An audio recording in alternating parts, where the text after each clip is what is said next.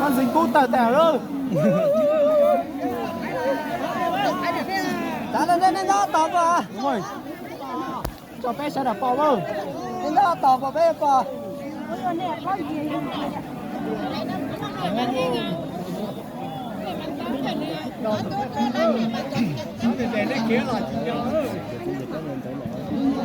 Anh có gì?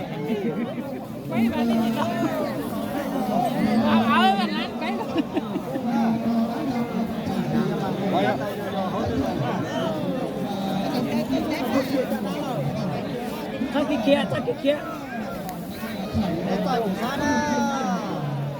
Ra cú ra đâu.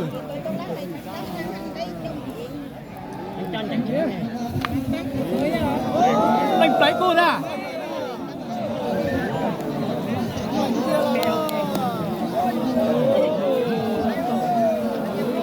Ôi ôi. Tàu ra. Ôi ôi ôi ôi.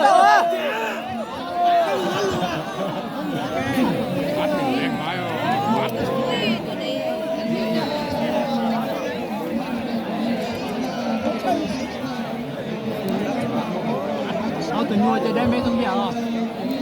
Có này không?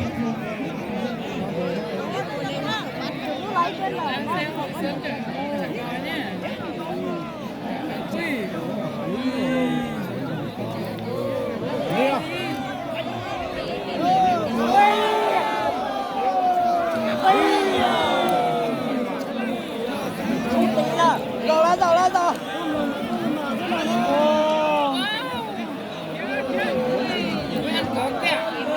Còn có nữa.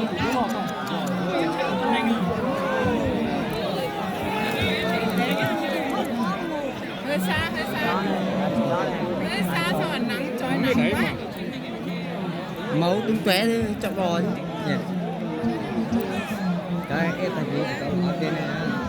Bỏ đi luôn. Hai con cân sức này, nó. Hai con này cân sức nhau ấy nhỉ?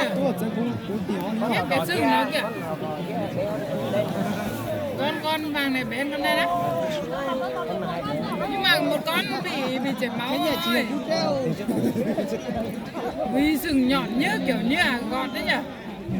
Cái này nó tự nhiên hả? Như con dao luôn quả.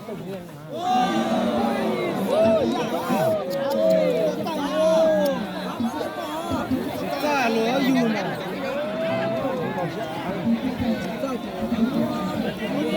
Xem phim. Phim bằng phim xe máy rồi. Rồi, sao cái này mới là chất này. Cái này mới chất. Đúng rồi, thật. Đợt trước, hồi bé chọi nhưng mà nó không dám chọi thế này đâu. Cái kia chạy vô. Nó tọt mà nó thật đấy à. Yeah, nó chỉ có lùng máu nào.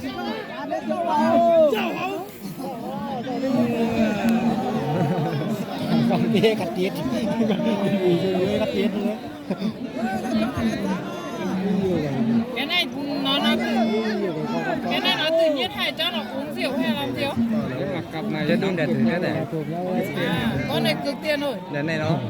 Chưa. Đi bên nào đây của thằng Doãn hả?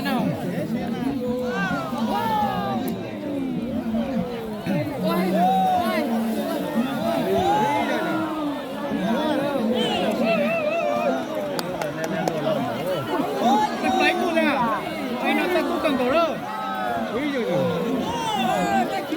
Đây kia mà. Đây, kẻ tụi anh nó chỉ sao đâu. Chắc cần cổ đâu. Ui, cái sừng nó à? Đánh giải nhất đấy. Đới này là cược rồi. Cặp này nữa là xong mà. Hả? Nhưng mà cặp này là đánh là hút sướng nhất phải không? Cặp này hết bao nhiêu tiền xem cũng được. Cái này thật là thế đấy. Còn chung kết nữa. Còn chung kết nữa.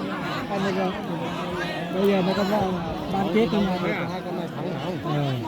Còn đây bán kết thôi. Mấy đầu má này chỉ kia này, chỉ má đây. nói quá Yêu nế đấy, chỉ nế là cái một tờ tiền. chia bà nhìn cái cưng nó hai con mẹ cô mình chia rồi Mình chia rồi. Chúng ta mình cũng có nhau.